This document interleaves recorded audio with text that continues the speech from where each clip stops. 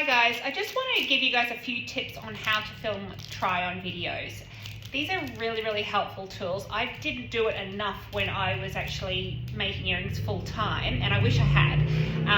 A try-on video is simply you sort of demonstrating the style and shape and color of the earrings actually against you. So it's a lot cheaper than having a professional or even an amateur photo shoot done for you. You can do it yourself. And there's just a few little tips that I can offer you. The first is that I find really useful are these earring try-on sticks, which of course we sell at Kit & Co. They come in packs of 10, and they also have a protective layer over them which you actually need to peel away. So I'm just going to go ahead and do that, and then I'm going to demonstrate how I film, and then perhaps like a final edit of what my try-on video might look like. So they're actually a lovely clear stick. So they're really affordable. They're handy for markets as well. As I said, earring try-on sticks, they come in a pack of 10. This down so you can see my bench. And now I'm just going to take one of each of these and put them onto my try-on sticks.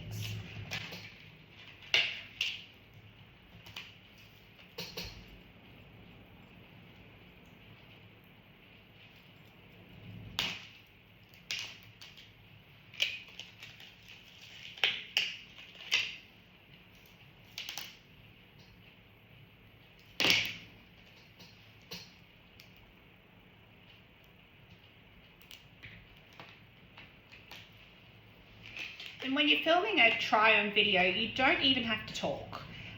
You can just lay music over it and some text. So don't overthink it. You don't have to dress up fancy, but do bear in mind that I suppose when people are following, someone that's making beautiful fashion accessories, that you should be sort of dressed like perhaps your target market would dress or present themselves. So, do your hair and makeup a little bit, but you don't need a professional job. And you can always put your video through like a filter like Facetune. Let's face it, I'm over 40, I'm not model material. So, a little bit of smoothing out of the lines, perhaps a little bit of color saturation, but make it natural. It just can enhance it. So this is sort of how I would set myself up ready to do a try-on video. So you could do, start with, even if it is just 3 or 4 that you want to showcase, or the entire new collection release, you might have to film it in batches. Okay, so I should have done this on the other side because I'm now going to be picking these up with my left hand, which is going to be a little bit awkward for me. But I'm just going to adjust the camera angle now. That'll do. I'm going to take off these earrings because they're a bit distracting.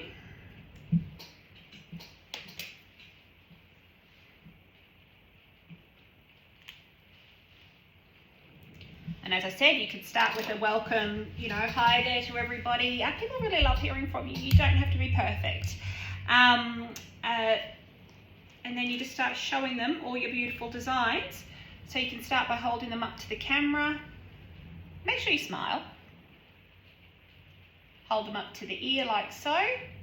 So we're not actually putting them into our ears because of course that becomes a hygiene issue. I wouldn't want to buy earrings that the maker had worn, even if they were going to, sort of take the appropriate steps to sterilize them. I think this just looks a bit cleaner to use the earring try-on stick. So you hold that up to the camera so they can see the design, up to the ear so they can see the length and how it falls,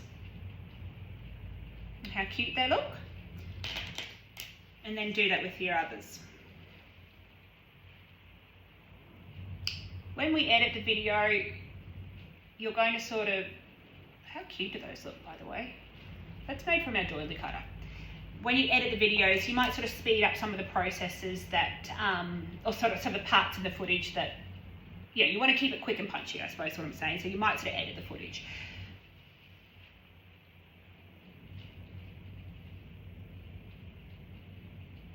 That's actually made with our layered hibiscus mold. I just love these earrings, and they always sell really well whenever I do markets. Not that I do that much anymore. See, I'm getting value out of this now. I will use this footage on my website, but I will edit it. And this is the Juliet cutter. So I think you're just showing people, how they look on the ear, And it just builds a little bit more trust, you know, for your audience. Getting to know you a little bit better, building trust. It helps get those sales across the lines and can sort of help you convert more customers if you are selling online. I'm going to edit that video now and post the finished product for you so that you can sort of see where I get to from the filming process, which can be a little bit awkward, to the finished process, which is hopefully fairly quick and snappy. Thank you very much, and I hope it helps.